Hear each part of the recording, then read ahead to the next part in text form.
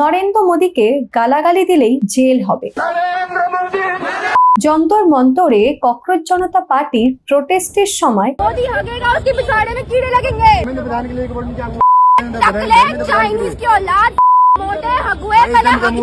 অনেক ছেলে মেয়ে নরেন্দ্র মোদী, অমিত শাহ আর ধর্মেন্দ্র প্রধানকে গালাগালি দিয়েছিল এবং কিছু অশ্লীল পোস্টার বানিয়েছিল। সেখানে রুচিকা সিং নামে 15 বছরের একটি মেয়ে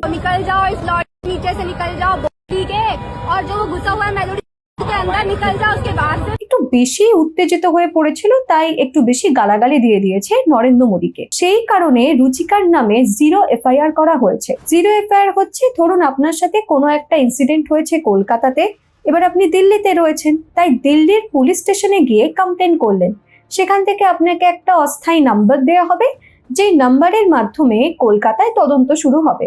এবারে 0 FIRটা চালু করা হয়েছে যাতে সাধারণ মানুষ কোনো একটা ইনসিডেন্টের পর পুলিশের কাছে কমপ্লেন করতে গিয়ে সমস্যায় না পড়ে। কারণ আগে কোনো একটা পুলিশ স্টেশনে কমপ্লেন করতে গেলে সেখান থেকে বলা হতো যে এরিয়াতে হয়েছে ইনসিডেন্ট সেখানে গিয়ে কমপ্লেন করুন, আমাদের থানায় কিছু করা যাবে না। এবার আসল কথায় ফিরি। এই 0 FIR করার পর রুচিকা একটা ভিডিও বানায়, সেখানে সে গোটা দেশবাসীর কাছে ক্ষমা চায়। मैं भी मात्र 15 साल की हूँ, मैंने बहुत गंदी चीजें बोली है, मैं पूरे देश से माफी मांगती हूँ। অনেকে আবার বলছে দুটো মেয়ে আলাদা। যেই মেয়েটা ক্ষমা চাইছে সে হচ্ছে বোন, আর যে মেয়েটা গালাগালি দিয়েছিল সে হচ্ছে দিদি। লোকজনের সিম্প্যাথির জন্য মেয়েটা নিজের বোনকে ক্যামেরার সামনে দাঁড় করিয়ে দিয়েছে, কিন্তু তারপরেও রুচিকাকে থ্রেট করা হচ্ছে। अननोन नंबर से आ रहे हैं, करेंगे आपका, फिर आपको फेंक देंगे किसी नाले में। পাবলিকলি সম্মানীয় ব্যক্তিত্বদের গালাগালি দেয়া, তাদের নামে অশ্লীল মন্তব্য করা, আমি কখনোই এগুলোকে ঠিক মনে করি না। যেটা হয়েছে সেটা ভুল হয়েছে, কিন্তু প্রশ্ন হচ্ছে এগুলো কেবলমাত্র নরেন্দ্র মোদীর সাথে হয়েছে বলেই কি FIR করা হয়েছে?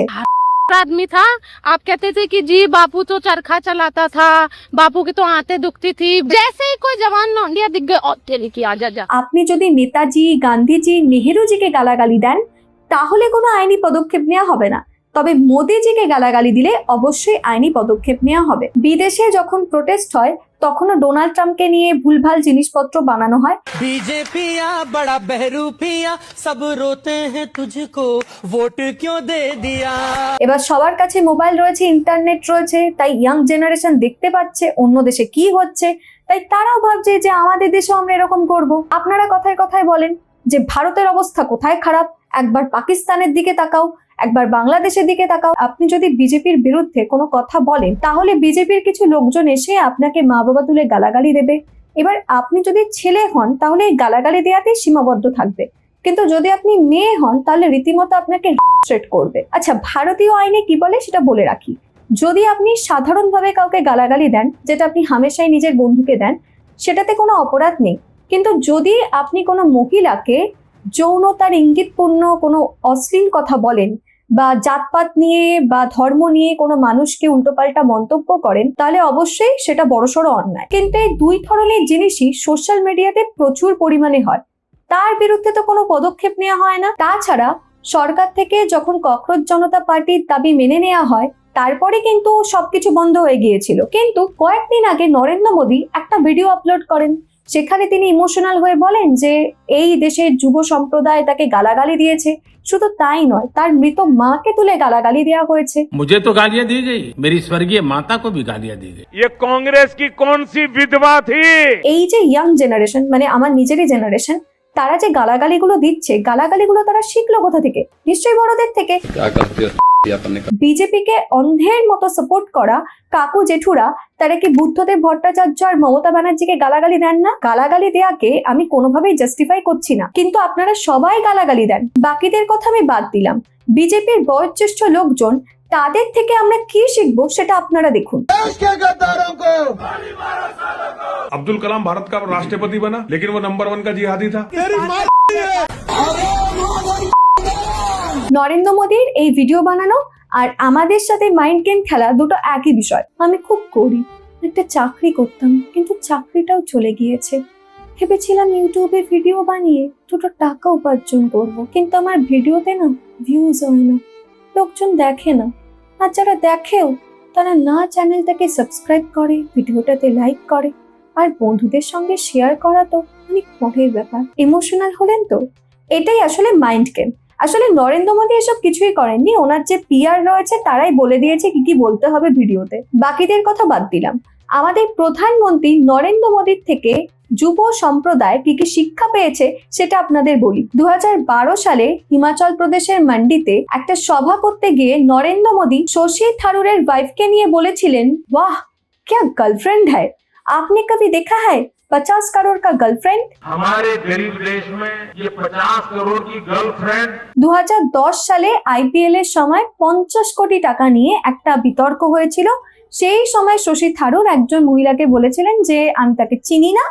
পরবর্তী 1 মাসের মধ্যে সেই মহিলার সঙ্গেই তার বিয়ে হয়ে যায়।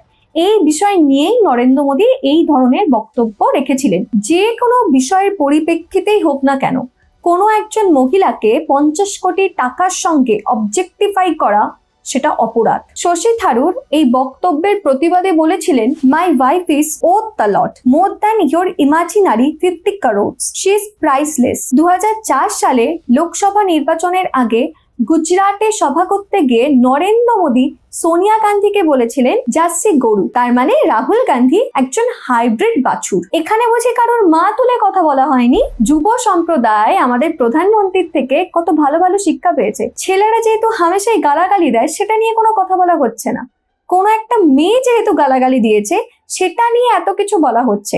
एक कल्चरल शॉक है कि हमारी बेटियां इस प्रकार की भाषा कैसे बोल सकती हैं। কারণ আমাদের সোসাইটি এক্সপেক্ট করে ছেলেরা যত খুশি গালাগালি দিতে পারে, মেয়েরা থোড়ি গালাগালি দিতে পারে। আবারও বলছি, প্রকাশ্যে সম্মানীয় ব্যক্তিত্বদের গালাগালি দেয়া বা অশ্লীল মন্তব্য করাকে আমি কখনোই সাপোর্ট করি না। কিন্তু আমাদের কৈলাস বিজয় বর্গীয় কি বলেছিলেন? 2023 সালে তিনি বলেছিলেন, girls in vulgar clothes look like Shurpanakha. আবার 2025 সালে তিনি বলেছিলেন, I don't like girls who wear revealing clothes. প্রথমত, একটা ছেলে বা মেয়ে কেমন পোশাক পরবে সেটা তার ব্যক্তিগত বিষয়, বাইরের কারোর কোনো অধিকার নেই কমেন্ট পাস করার। হ্যাঁ, এবার যদি একটা মেয়ে বিকিনি পরে মন্দিরে ঢুকে যায় সেটা নিয়ে আপনি বলতেই পারেন। দেখুন, অনেক মানুষের কাছে জিন্স টপ মানেই সেটা ভালগার, আবার অনেকের কাছে বিকিনিটা ভালগার। তবে আমার মনে হয় না বিকিনি পরে লোকজন রাস্তায় ঘুরে বেড়ায়। তিনি আরো বলেন, এরকম পোশাক পরা মেয়েদের সঙ্গে তার সেলফি তুলতে ভালো লাগে না। ঠিক আছে, সেটা তার ব্যক্তিগত বিষয় যে আমি কাদের সাথে সেলফি তুলবো বা না তুলবো, কিন্তু উনি তো রণবীর কাপুর নয় যে সব মেয়েরা দৌড়ে দৌড়ে ওনার সাথে সেলফি তুলতে যাবে।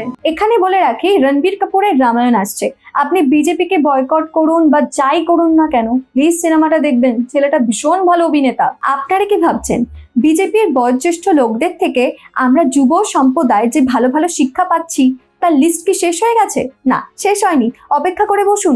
গিরিরাজ সিং 2015 সালে সোনিয়া গান্ধীকে উদ্দেশ্য করে বলেন, যদি তার গায়ের রং ফর্সা না হতো, তিনি যদি নাইজেরিয়ান হতেন তাহলে কি কংগ্রেস তাকে নেতা বানাতো? প্রথমত, কোনো একজন মানুষের গায়ের রং কালো হবে না ফর্সা হবে সেটা ডিপেন্ড করে জেনেটিক্সের উপর এবং ভৌগোলিক অবস্থানের উপর। গায়ের রং নিয়ে বিদ্বেষ ছড়ানো অবশ্যই অন্যায়। যদিও ভারতীয়দের মধ্যে কালো মেয়েকে কুৎসিত বলা, ফর্সা মেয়েকে সুন্দর বলার ব্যাপারটা নতুন কিছু নয়, এই জন্যই তো ফেয়ার অ্যান্ড লাভলি এত বিক্রি হয়। 2016 সালে দয়াশঙ্কর সিং মায়াবতীকে নিয়ে বলেছিলেন, Mayawati is even worse than a prostitute. প্রথমত, একজন মহিলাকে প্রস্টিটিউটের সঙ্গে তুলনা করা অন্যায়। দ্বিতীয়ত, একজন প্রস্টিটিউটকে আপনি নিম্নমানের ধরছেন কি হিসাবে?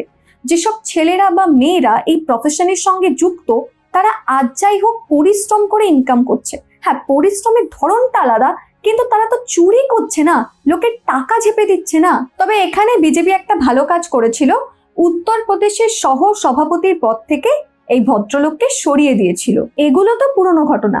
রিসেন্ট 2026 সালে বিজেপি নেতা প্রলয় পাল বলেছেন, গুজরাট চলে যা, চেন্নাই চলে যা, সারাদিন মাথার ঘাম পায়ে ফেলিয়ে ইনকাম করে বাড়িতে পাঠা। বাড়ির বউটা দীঘা চলে যাচ্ছে, কোন হোটেলে দীক্ষা নিচ্ছে, কতক্ষণ দীক্ষা নিচ্ছে জানি না, বাড়িতে ফিরে এসে দেখিস বউটাকে যেন গায়নও দেখাতে না হয়। আমি বলছি না যে পরকীয়া হয় না, হয়, কিন্তু 10% ইনসিডেন্টকে আপনারা কখনোই বাকি 90%-এর সঙ্গে গুলিয়ে ফেলতে পারেন না।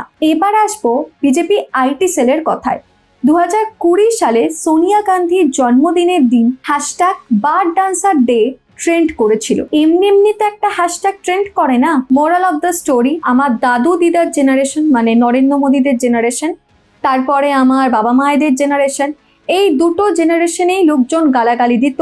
পলিটিশিয়ানরা সেই সময়েও অন্য দলের মানুষদেরকে নিয়ে উল্টোপাল্টা কমেন্ট পাস করতো, কিন্তু যেহেতু সবার হাতে হাতে মোবাইল ছিল না তাই লোকজন জানতে পারতো না। এখন জেনজি বা জেন আলফা তারাও গালাগালি দেয়, কিন্তু যেহেতু সবার হাতে হাতে মোবাইল রয়েছে তাই লোকজন জানতে পেরে যায়। তাছাড়া ইদানিং একটা কালচার চলছে, সেটা হচ্ছে যে যত গালাগালি দিতে পারবে তাকে তত বেশি কুল ভাবা হবে। এবার এগুলোকে যদি আপনারা আটকাতে চান তাহলে নেটফ্লিক্সকে ব্যান করে দিন। কদিন পর হয়তো লোকজন হোমল্যান্ডারকে প্রধানমন্ত্রী বানাবে। হোমল্যান্ডারের ব্যাপারে জানার জন্য দ্য বয়েজ ওয়েব সিরিজটা দেখুন। আমি জানি আপনারা সবাই গালাগালি দেন, বন্ধু বান্ধবদের দেন, নেতা মন্ত্রীদের দেন, কিন্তু মনে মনে গালাগালি দেবেন, প্রকাশ্যে গালাগালি দেবেন না, তাহলে আপনার বিরুদ্ধে আইনি পদক্ষেপ নেওয়া হবে। আর রাজনীতিতে গেলে যেহেতু অনেক বেশি সভা করতে হয়, অনেক বেশি কথা বলতে হয়, তাই মনে হয় ভুলভাল কমেন্ট পাস করার ব্যাপারটা বেড়ে যায়। তাই সব রাজনৈতিক দলেরই কোনো না কোনো নেতা মন্ত্রী কখনো না কখনো ভুলভাল কমেন্ট পাস করেছে। কেউ সাধু পুরুষ নয়। আপনার তো উচিত বিহাইন্ড দ্য ফিল্টার ইউটিউব চ্যানেলটাকে সাবস্ক্রাইব করা, ভিডিওটিতে লাইক করা আর বন্ধুদের সঙ্গে শেয়ার করা। তাহলে বসে আছেন কেন, করুন।